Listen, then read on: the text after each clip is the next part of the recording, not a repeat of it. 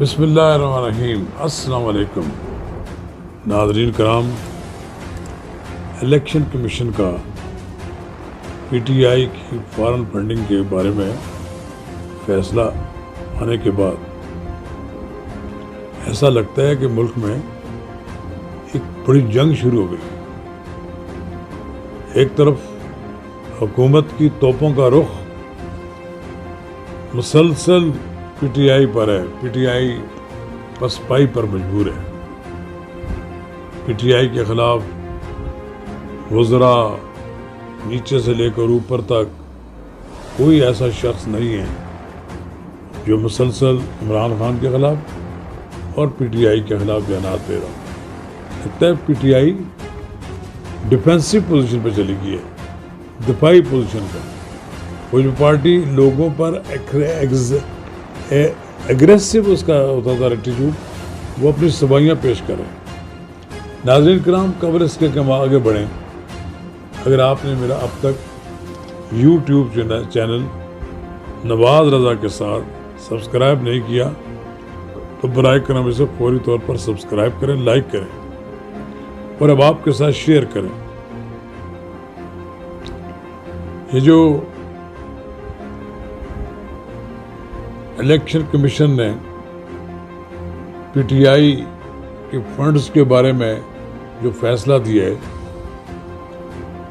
اسے حکومت کی حلقوں میں ایک تاریخی کامیابی تصور کر رہے ہیں کہ عمران خان پہلی بار ایکسپوز ہوا ہے۔ عمران خان پہلی بار دنیا کے سامنے آیا ہے کہ ان کا اصل چہرہ کیا ہے۔ ان کے خیال میں یہ بات ہے کہ عمران خان اپنے آپ کو صادق امین اور بالکل صاف ستھرا ایک شخص ثابت کرنے کی کوشش کرتے ہیں، لیکن پہلی بار وہ بری طرح ایکسپوز ہوئے ہیں۔ دو باتوں میں ایکسپوز ہوئے ہیں۔ ایک یہ کہ انہوں نے فارن فنڈنگ جو ہوئی، ممنوعہ فارن فنڈنگ جو ہوئی، اس میں سے 13 اکاؤنٹ چھپائے۔ یہ نادانستہ تو نہیں ہو سکتا، ظاہر ہے ان کے علم ہوں گے۔ جو شخص ملک کے وزارت عظمیٰ پر فائز رہا ہو، کیا اس سے یہ توقع رکھی جا سکتی ہے کہ اس کو ایسی چھوٹی باتوں کا علم نہ ہو، امپورٹنٹ باتوں کا علم نہ ہو؟ دوسری بات یہ ہے کہ ان کے ایفیڈیوٹ کے بارے میں کہا جاتا ہے کہ شاید اکاؤنٹر نے ان سے بغیر تصدیق کیے دستخط کرا لیا۔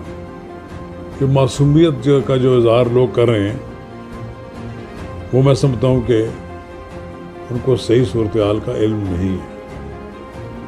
اب فیصلہ ہونا ہے اس کا۔ الیکشن کمیشن نے جو سفارشات مرتب کی ہیں، اس کے بعد آگے جانا ہے۔ ای سی ایل کا فیصلہ بھی ہونے میں کوئی دیر نہیں لگے گی، اور پھر جو کیس تیار ہو رہا ہے عمران خان کے خلاف الیکشن کمیشن کی فیصلے کی روشنی میں، اس میں ان کی نااہلی اور پی ٹی آئی پر پابندی کا مطالبہ کیا جائے گا۔ ظاہر یہ معمولی نوعیت کا معاملہ نہیں ہے کہ پی ٹی آئی کو اور اس کو پی ٹی آئی کو بین کر دیا اور عمران خان کو نااہل قرار دے دیا جائے۔ وہ ایک ملک کے مقبول لیڈر ہیں، لیکن جب اس تناظر میں دیکھا جاتا ہے کہ اگر عمران خان ملک کے پاپولر لیڈر ہیں تو کیا نواز شریف نہیں تھے؟ نواز شریف کا ووٹ بینک ان سے کم تھا۔ نواز شریف کا جو جس طرح بھونڈے انداز میں نکالا گیا، وہ بھی تو ساری دنیا کے سامنے ہے۔ اور جس طرح کے ان پہ الزامات لگائے گئے اور اس کا کوئی جب ثبوت نہ نکلا تو پھر ایک اقامے پہ انہوں نے نکال دیا گیا کہ جس میں انہوں نے تنخواہ بھی کوئی نہیں وصول کی تھی۔ اگر یہ بات ادھر تسلیم کی جا سکتی ہے کہ جناب نواز شریف کے خلاف فیصلہ درست ہوا تھا، تو پھر ان کے خلاف بھی اسی سطح پر فیصلہ ہوگا۔ یہ بھی تو کوئی عرشوں سے اتری ہوئی مخلوق تو ہے نہیں، یا ولی اولیاء تو ہے نہیں کہ ان کی غلطی ہوگی ان کو معاف کر دیا جائے۔ عمران خان صاحب ٹیلی ویژن پر انٹرویو دے رہے ہیں۔ تازہ ترین جو انہوں نے انٹرویو دیا، اس میں انہوں نے کہا ہے کہ قومی اسمبلی میں میرے لیے واپس آنا ممکن نہیں ہے، وہ نہیں آئیں گے، انہوں نے انکار کیا ہے۔ اور یہ تاثر دیا انہوں نے کہ اگر آپ ایک بار ہم نے بیٹھ گئے تو اس کا مطلب ہم موجودہ حکومت کے سہولت کار بن جائیں گے. دوسری بات یہ انہوں نے یہ کہی کہ عام انتخابات کی تاریخ کے لیے مذاکرات کے لیے وہ تیار ہیں. وہ تو تیار نہیں ہے حکومت تو کہتی ہے کہ ہم اپنی مدت پوری کریں گے.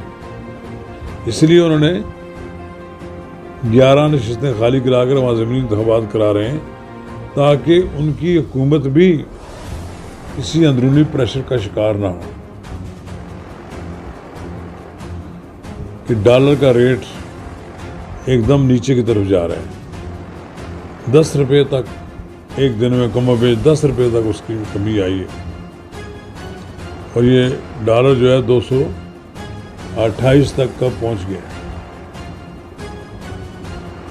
اور لگتا یہی ہے کہ جو وقت گزرے گا ڈالر کا ریٹ نیچے آتا جائے گا. ناظرین کرام، نواز شریف کی واپسی کے بارے میں اب بھی سوالات کیے جاتے ہیں. ان کے ترجمان محمد زبیر نے کہا ہے کہ نواز شریف کی واپسی دنوں کی بات ہے، وہ بہت جلد پاکستان واپس آئیں گے. ان کے بیان میں بڑا وزن ہے. وہ نواز شریف کے ساتھ رابطے میں بھی رہتے ہیں اور مجھے لگتا ہے کہ نواز شریف ذہنی طور پر پاکستان آنے کے لیے تیار ہو چکے ہیں اور انہوں نے اپنا سامان باندھ رکھے. کسی وقت اور کسی لمحے وہ پاکستان کے لیے روانہ ہو سکتے ہیں. ابھی سنا ہے کہ پھر پاکستان تحریک انصاف کوئی اپنا پولیٹیکل شو کرنا چاہتی ہے، کیونکہ یہ جماعت قائم تو اسی بار ہے کہ لوگوں کو بلا کر کال کر کے ایک بڑا شو کرنا چاہتے ہیں. تو رانا ثناء اللہ نے تو بڑی واضح کر دی بات. اس نے کہا 3 جگہیں 3 پریڈ گراؤنڈ F9 H9. اگر یہاں پر پی ٹی آئی جیسا کرنا جائے 100 بسم اللہ. البتہ پی ٹی آئی کو ان جلسوں کے علاوہ جگہوں کے علاوہ کوئی اور جگہ نہیں دی جائے گی اور موجودہ حکومت ذہنی طور پر تیار بیٹھی ہے.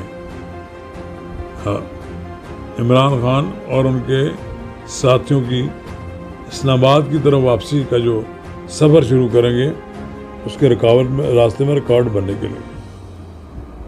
اور یقیناً بہت زیادہ جھگڑا ہونے کا امکان بھی ہے کہ اگر پی ٹی آئی کے کارکنوں نے ریڈ زون کی طرف داخل ہونے کی کوشش کی، ممکن ہے انہیں اب کی بار مسلم لیگ نون اور پیپلز پارٹی کے تمام ارکان کو ملا کر مقابلہ کیا جائے گا. جے یو آئی کے ارکان کو بھی بلایا جائے گا جو ان کی ملیشیا ہے. نتائج اگر ان کی مرضی کے نہ ہوئے، ملنے کا امکان نہ ہوا، تو وہ انتخاب کا ہی بائی کاٹ کر دیں گے. فی الحال تو وہ اس نشے میں ہیں کہ انہیں کامیابی ہوئی ہے اور ان کے احباب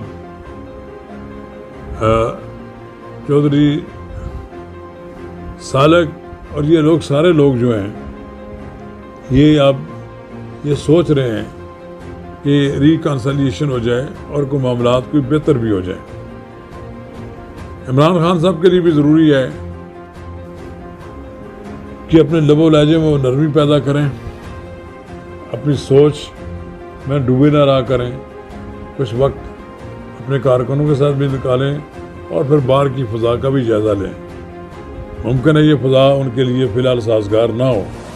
یہ لوگ جو کہہ رہے ہیں کہ عمران خان کو نوجوانوں میں بڑی پذیرائی حاصل ہے، اس میں کوئی شک بھی نہیں ہے، لیکن ایسی بھی پذیرائی حاصل نہیں کہ وہ جو کچھ بھی ان کے سامنے آئے وہ تہس نہس کر دیں. عمران خان صاحب کو بھی بڑی محنت کرنی پڑے گی. اب جب اقتدار سے اترنے کے بعد پارٹی کو دوبارہ اکٹھا کرنا ان کے لیے خاصا مشکل کام ہوگا. اور یہ جو کہا جا رہا ہے کہ عمران خان آنے والا ہے، ایسی بات مجھے نظر نہیں آ رہی. عمران خان کو پتہ ہے کہ ان کے جانے کی تیاریاں مکمل ہونے والی ہیں۔ شکریہ۔